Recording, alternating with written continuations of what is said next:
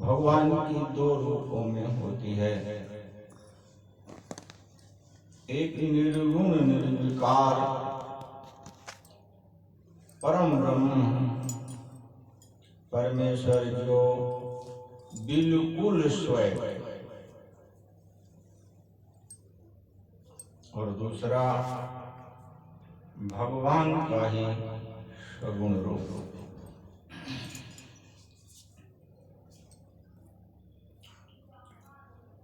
वेदों में भगवान की स्तुति वंदना परम ब्रह्म परमेश्वर के रूप में और सगुण साकार के रूप में, दोनों स्वरूपों में वेदों में भी की गई, पुराणों में भी की गई, शास्त्रों में भी की गई। अन्य जितने भी धर्म ग्रंथ जो जीव के कल्याण कराने हेतु भगवान ने जिनका निर्माण किया है, सभी में भगवान के दो स्वरूपों की स्तुति और वंदना की जाती है। दोनों ही स्वरूप परम पिता परमेश्वर के हैं। परम पिता परमेश्वर को जो लोग निर्गुण निर्विकार रूप में जानते हैं, स्तुति वंदना करते हैं, उनसे प्रेम करते हैं, सदा उन्हीं में रहते हैं, वो भगवान के अत्यंत प्रेमी होते हैं। और वो इस संसार में रहते हुए इसी संसार से ऊपर उठकर परमहंस अवस्था में सदा इस संसार में विचरण करते रहते हैं। उनके हृदय में, उनके पास में, उनके चारों तरफ भगवान की माया नहीं पहुंचती है। उनके चारों तरफ, उनके अंदर भी और उनके बाहर भी सदा भगवान की कृपा रहती है, भगवान का प्रेम रहता है। उसी प्रकार से जो लोग भगवान के सगुण रूप का, जैसे भगवान विष्णु जी, भगवान शिव जी, भगवान ब्रह्मा जी, भगवान आदि शक्ति भवानी दुर्गा माँ, या उन्हीं के अवतार जो भगवान के 24 अवतार हुए हैं, या और भी जिनमें भगवान राम, भगवान कृष्ण, या जो भी सगुण रूप में जो व्यक्ति भगवान परम ब्रह्म परमेश्वर रूप में जानते हैं, समझते हैं, उनसे प्रेम करते हैं, वो जानते हैं कि परम पिता परमेश्वर ने जो अवतार लिया है, ये जन कल्याण के लिए है, भक्तों के हित के लिए लिया है, और अधर्मियों को दंड देने के लिए। जब भगवान सगुण रूप में इस संसार में जब आते हैं, तो दो ही काम करने के लिए आते हैं अच्छे से। नंबर 1, भक्तों का उद्धार और भक्तों का कल्याण, और उन्हीं के माध्यम से संपूर्ण संसार का कल्याण हो। सबसे पहला कार्य भगवान का ये होता है। इसी कार्य को अच्छे से संसार में स्थापित हो, इसके लिए अधर्मियों को, पापियों को दंड देते हैं। और दंड इतना नहीं देते हैं, बिल्कुल सफाया करते हैं। सफाया का मतलब ये हुआ कि जो अधर्मी हैं, पापी हैं, दुराचारी हैं, अंतःकरण से, उनके हृदय से अगर दुराचार, पापाचार, दुर्बुद्धि हृदय से निकल जाती है, तो भगवान उनको दंड नहीं देते हैं, उनको अपने शरण में रख करके उनका कल्याण करते हैं, और उनके माध्यम से भी समाज में धर्म की स्थापना ही होती है। लेकिन जो लोग इस संसार में रहते हुए पापाचार, दुराचार, अत्याचार को बंद नहीं करते हैं, और भगवान को भगवान नहीं मानते हैं, देवता नहीं मानते हैं, धर्म का आचरण करने वाला नहीं मानते हैं, वो अपने जैसा ही जो मानते हैं, भगवान उनको बहुत भारी दंड देते हैं। जैसे खरदूषण को दंड दिया, खरदूषण को इतना भयानक दंड दिया था जिसकी कोई कल्पना भी नहीं कर सकता था। रावण को फिर भी आमने सामने युद्ध किया था, आया तो ये भी था युद्ध करने के लिए, लेकिन इतना भयानक क्षण भर में ज्यादा समय भी नहीं लगाया और उनको पूरी खरदूषण की सेना को समाप्त कर दिया था भगवान ने। क्यों समाप्त किया? इसलिए कि ये अत्याचार दुराचार को हृदय से निकाल नहीं रहा था और उसको बढ़ाने के लिए ही भगवान से कह रहा था कि माँ जानकी को तुम मुझे दे दो, तुम चले जाओ। इसका मतलब यह है कि दुराचार अत्याचार को समाप्ति की दिशा में न जाकर के और उसी दिशा में निरंतर बढ़ता रहे, ऐसी उसकी पापाचार वृत्ति थी, इसलिए भगवान ने उसको दंड दिया। दूसरी बात, ऋषि मुनियों को, संतों को, जो लोग धर्म के आचरण करने वाले हुआ करते थे, उनको यह दुखी करता था, यज्ञ नहीं करने देता था।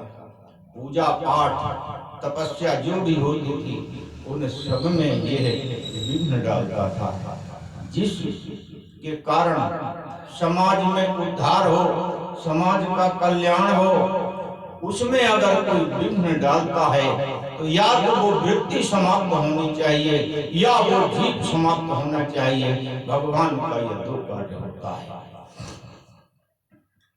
भगवान के दोनों ही रूप, जो लोग निर्गुण रूप और सगुण रूप दोनों से प्रेम करते हैं, निर्गुण रूप में भी जो भगवान से प्रेम करते हैं वो भगवान के सगुण रूप से भी प्रेम करते हैं, क्योंकि यह भगवान के ही दोनों स्वरूप हैं, लेकिन आधार मानना पड़ता है। चाहे भगवान के निर्गुण निर्विकार रूप का आधार मानो, चाहे भगवान के सगुण रूप साकार का आधार मानो, आधार एक मानना होगा। प्रेम भगवान से दोनों स्वरूप से करना होगा। जो लोग परम ब्रह्म परमेश्वर के शरण में रह करके अपने जीवन का उद्धार और कल्याण करने का निश्चय करते हैं, वो भगवान के सगुण रूप से भी उतना ही प्रेम करते हैं। और जो लोग सगुण रूप में भगवान को मानते हैं, वो भी भगवान के निर्गुण निर्विकार रूप से उतना ही प्रेम करते हैं जितना कि सगुण रूप उनके इष्ट देव हुआ करते हैं। इसलिए भगवान की स्तुति, जो वंदना वेद भगवान करते हैं, परम ब्रह्म रूप में वो करते हैं। अयमात्मा ब्रह्म अर्थात ये आत्मा ही ब्रह्म है, ऐसा मानकर संपूर्ण ब्रह्मांड में परम ब्रह्म परमेश्वर की स्तुति और वंदना करते हैं और उन्हीं से प्रेम करते हैं। तत्वमसि सामवेदे, सभी में तत्व रूप में तत्व को समझना चाहिए, जानना चाहिए और उस तत्व से प्रेम करना चाहिए कि वो तत्व तो एक परम ब्रह्म परमेश्वर ही है। लेकिन अगर तुमने शरीर को अपना सब कुछ माना तो बंधन में जाओगे। इसलिए संसार को समझना अत्यंत आवश्यक है। वो है तत्व। उसी तरीके से यह शरीर है और इसी में बैठी हुई आत्मा है। जब तक तुम शरीर को नहीं समझोगे, नहीं जानोगे, इसका त्याग कैसे कर सकते हो इस वृत्ति का। उसी प्रकार से इस संसार को जब तक छल और कपट से भरा हुआ जानकर और जब ये बंधन में डालता है, इस बीज को दुख देता ही है। जब तक ये जानोगे नहीं, समझोगे नहीं, तात्विक चिंतन नहीं करोगे, तब तक इसका त्याग कैसे करोगे। हृदय में बैठे हुए, रोम रोम में समाये हुए परम ब्रह्म परमेश्वर का जब तक तुम अच्छे से जानोगे नहीं, समझोगे नहीं, तब तक अपने स्वरूप में कैसे जा सकते हो और उनसे प्रेम कैसे कर सकते हो। ये तत्व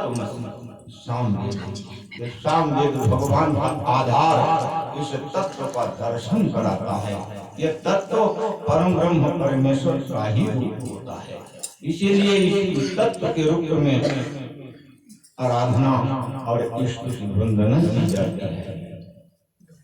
प्रज्ञानम ब्रह्म ऋग्वेद, प्रज्ञानम ब्रह्म के रूप में इष्ट की वंदना की जाती है।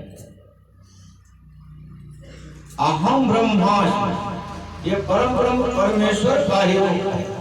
अहम, अहम का मतलब होता है मैं के दो रूप होते हैं। जो अहम संपूर्ण संसार में व्याप्त है, परम ब्रह्म परमेश्वर के रूप में है, तत्व के रूप में है, आत्मा के रूप में है, तत्वमसि के रूप में है, आत्मा के रूप में है, प्रज्ञानम ब्रह्म के रूप में है, अहम ब्रह्मास्मि के रूप में है। वो अहम सत्य है, उसका आभास होना इस जीव का कल्याण कराता है। लेकिन जो व्यक्ति ये समझता है संसार में आसक्ति है और मानता है कि मैं शरीर हूँ और मैं ब्राह्मण हूँ, मैं क्षत्रिय हूँ, मेरा अपना ये संसार कल्याण करेगा और इसी से मैं सुख पाऊंगा, ये जो अहम वृत्ति है ये इस जीव को कल्याण की ओर नहीं ले जा सकती है। तो ये जो अहम ब्रह्मास्मि, जो वेद भगवान की स्तुति ब्रह्म के रूप में होती है, वो अहम स्वयं ये परम ब्रह्म परमेश्वर होता है। ये जीव चाहे तो दूसरे के अंदर अनुभव करे, चाहे अपने अंदर अनुभव करे, जब परम ब्रह्म परमेश्वर की जिस समय भी इसको आभास होगा, उस समय यह सच्चित आनंद के रूप में पहुंचता है और सदा आनंद में ही रहता है। यह जो स्तुति होती है, भगवान की वंदना होती है, इस जीव का पूर्ण कल्याण कराती है। और ये जो संसार है, इसमें जब भी व्यक्ति जाएगा और जिस प्रकार से भी जाएगा, तो वो बंधन, दुख और इतना ही दुख नहीं देता है, असहनीय दुख देता है। अभी मैं बता रहा हूँ, समझिए। दो व्यक्ति मैंने देखा, अभी ये 2 दिन पहले की बात लेके हुई है,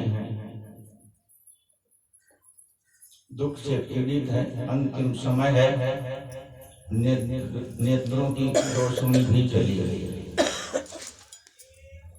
वाणी चल रही है, अभी स्मरण शक्ति भी है। अब ये समझना है, देखो, अब वो सत्वगुणी वृत्ति की प्रधानता उनमें ज्यादा थी। जब कोई वो छोटा उनके पैर छूता है तो वो स्पर्श इंद्रिय काम कर रही है। जैसे चरण में हाथ लगाया तो उनको मालूम पड़ गया कि कोई पैर छू रहा है, तो बोलती थी, कौन है? बताया ये है, बेटा तुम सुखी रहो, बहू सुखी रहे, बच्चे सुखी रहे, तुम सदा सुखी रहो। ये वृत्ति थी उनकी, ये सत्वगुणी वृत्ति थी। लेकिन वो रहते इसी में ही। जब कोई आशीर्वाद मांगता था तो वो यही बोलती थी, और दूसरी वृत्ति में जब वो जाती थी तो संसार में ही रहती थी। कौन बैठा है, कौन नहीं बैठा है, कौन क्या कर रहा है, कौन क्या नहीं कर रहा है, न देख रही है, न पहचान रही है, न दिन का आभास हो रहा है, न उसका आभास हो रहा है। ये 2 स्थिति होती है इस जीव, हर जीव की। जब ये यहाँ से जाता है, एक स्थिति उसकी होती है। इसमें प्रधानता किस चीज की है वो समझा रहा हूँ आपको। देखो, ये जो दुख आया है, ये प्रारब्ध से आया है, इसको भगवान काट देते हैं जब व्यक्ति भगवान की शरण में पहुंचता है, किसी न किसी रूप में। जगन्नाथ भगवान का जो अवतार हुआ, उन्हीं का भक्त जब असहनीय पीड़ा से त्रस्त था तब वो खुद आके उसकी सेवा करने लगे। भगवान उस दुख को कम कर देते। अगर वो नभी अवतार लेते तो भी उसके अंदर परम ब्रह्म परमेश्वर के प्रति जो प्रेम होता है, जो आसक्ति होती है, वो आसक्ति, वो प्रेम इस जीव को दुख नहीं देने देता है। वो एक दिव्य शक्ति का संचार होता है जो इस तरीके की स्थिति है। चाहे परम ब्रह्म परमेश्वर में प्रभु जी हों, चाहे सगुरु रूप में प्रभु जी हों, ये जो दुख प्रारब्ध का जो दुख है उसको भगवान कम कर देते हैं और भक्त तक नहीं आने देते हैं। जैसे बीमारी अवस्था जो भक्त की शरण में जाएगा, लेकिन जब तुमने पूरे जीवन ईश्वर का स्मरण नहीं किया, उस वृत्ति को परमात्मा नहीं दूर करते, वो तुम्हें ही करना पड़ता है। जब मनुष्य का शरीर दिया है तुमको, और तुमने अगर संसार से प्रेम किया, तो जब तुम जाओगे उस वृत्ति में जाना होगा। उस समय बुद्धि नहीं काम करेगी आपकी कि आप सोचे कि अब मैंने उनसे कहा कि भाभी राम राम कहो, तो दिख नहीं रहा है, शरीर भी कुछ काम नहीं कर रहा है, लेकिन कहने लगी राम राम कहूंगी तो मैं ठीक हो जाऊंगा। मैं हाँ आप ठीक हो जाऊंगा। तो कहने लगी राम राम राम राम राम राम राम। लेकिन वो कितनी देर, थोड़ी देर ही तो। लेकिन जब स्वयं की वृत्ति बोले, ये संसार भूला हुआ हो और भगवान का ही सिर्फ स्मरण हो, वो होती साधना, वो करनी ही पड़ेगी। ये खूब समझ में अंतिम समय में राम राम नहीं निकलता है, क्योंकि जो किया होगा वही सामने आएगा। जो एक संस्कार बनाया है वही सामने आएगा। जो भी बनाया है, तमोगुणी बनाया होगा। अब तमोगुणी वाले भी एक मिले थे अभी इसी बीच में, वो पत्नी जाती थी उनकी नली में दूध दिया डालने के लिए, तो क्यों तमोगुणी वृत्ति बनाई हुई है। आपने पूरा जीवन उसमें व्यतीत किया। अब ये भी समझ लेना, जब बुद्धि चली गई, दोनों की बुद्धि गई हुई है, विवेक नहीं काम कर रहा है, तो ये वृत्ति कैसे काम कर रही है? ये वृत्ति ही हमको आपको सुधारने के लिए ये मनुष्य शरीर मिला है। इस वृत्ति को सुधारने के लिए बोला गया है, साधन धाम मोक्ष करी द्वारा पाइन जेहि परलोक सुधारा, सो परत्र दुख पावै शिर धुनि धुनि पछिताई, कालई कर्महि ईश्वर ही मिथ्या दोष लगाई। बड़े भाग मानुष तन पावा, सुर दुर्लभ सर्व ग्रंथन गावा।